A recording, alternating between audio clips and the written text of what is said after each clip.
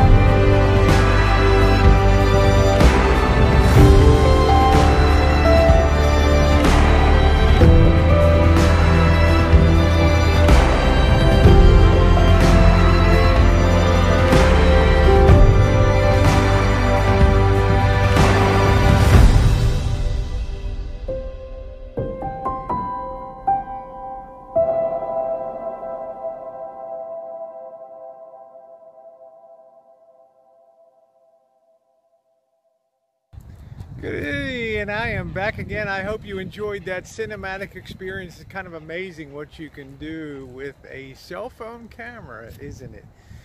And a little bit of camera movement. When I was growing up, and yes, I wish I lived in a better hood. I wish for a lot of things in life, but I'm basically a pretty happy person. Yes, the hood is colorful, but the hood is me. It's the way I grew up, it's the way I live. When I take my van out, where am I most comfortable? In urban areas. You know, everybody's like, are you crazy, Rosie? You should be out there in the countryside enjoying the quiet and still nights. That would scare the living hell out of me, to tell you the truth. I'm a city urban girl through and through. Well, the title of this is Mama Bear Shuffle 2, the third rail of GoFundMe. And I was tell you a little anecdote. When I was young, growing up in Baltimore, It was a very tough city. It was half black and half white, and integration was coming into full swing in the 60s and 70s. There was a lot of hate on both sides, and it was a tough town to begin with. And living in a very urban, very mixed area, you can imagine it's like a microcosm for all the big problems of society. And well, you know, there was our block was mixed. There was very few white people like us, predominantly black, but that was cool. You know, if you don't have something, if you don't have anything, you know, and other people don't have anything, you feel the same. You know, it's not a lot of difference growing up. But there was this one guy, as a few more blacks moved into the neighborhood, this one white guy perceived that his neighborhood was going downhill. And as a result, when we'd go out to play and we'd run by this guy's house, his row house, he would scream out, "You N," you know, using the N-word, "You little N's, get off of don't come in front of my property, cross the street." And they'd ride their bikes down the sidewalk. Don't ride your bicycle in front of my house, you little N-words. Well, anyway, one of these kids went home one day and told his dad. I guess his dad just had a bad day at work, and he just said, "Enough is enough." He went over and confronted the guy, and he had a steel bar. And he asked the guy, "What did you call my son? I'm so sick of you. You know, I've put up with it long enough. I dare you to tell me to my face what I am." Well, the guy said, "You're nothing but a big old N-word."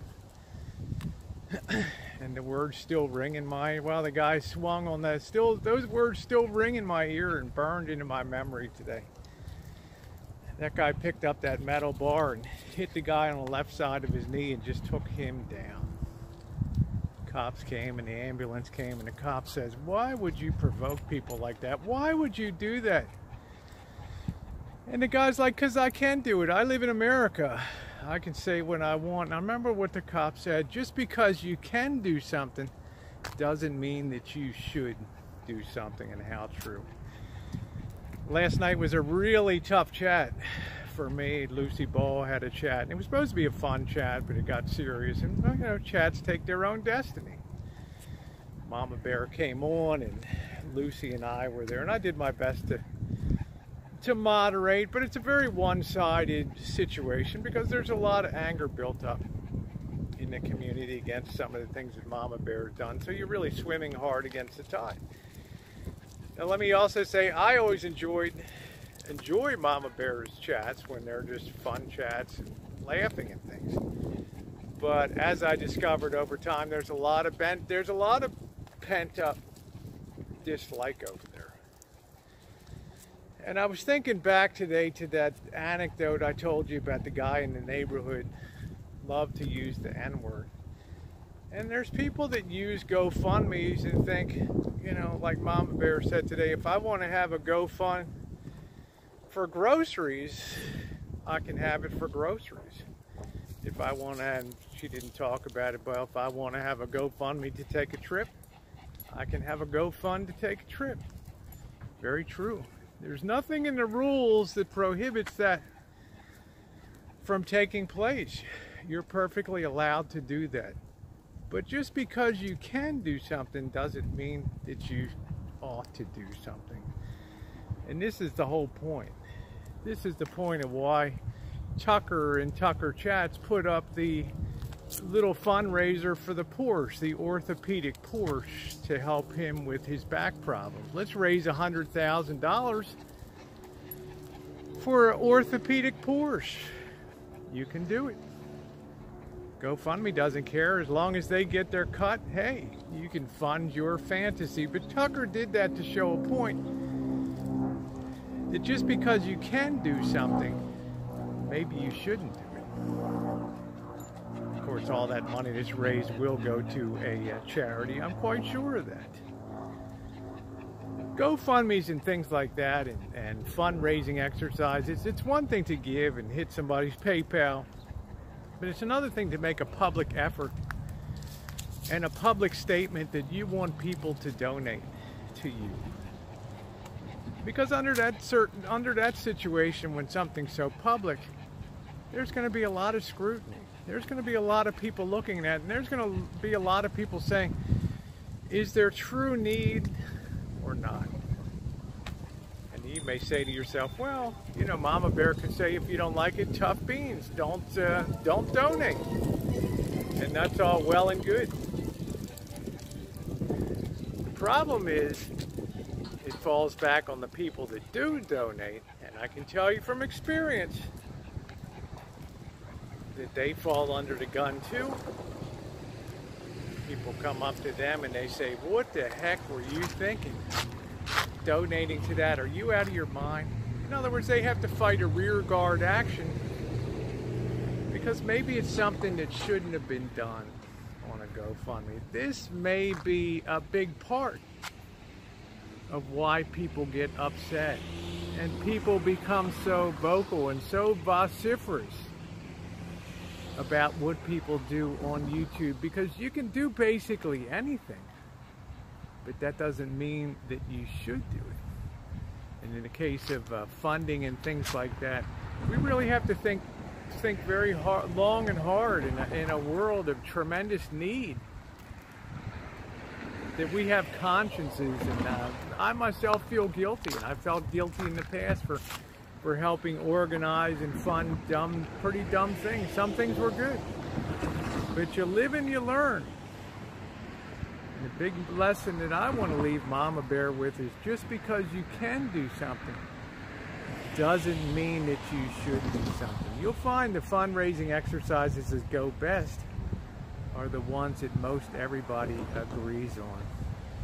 My big takeaway was to stick with national organizations that are defined and have charters that are set up to deal and distribute aid as needed. Charity organizations and all that, because I'm not smart enough to be able to divine out people's intentions and how they're going to use that. Anyway, there it is. Just because you can do something doesn't mean that you should do it. Thanks for watching, everybody.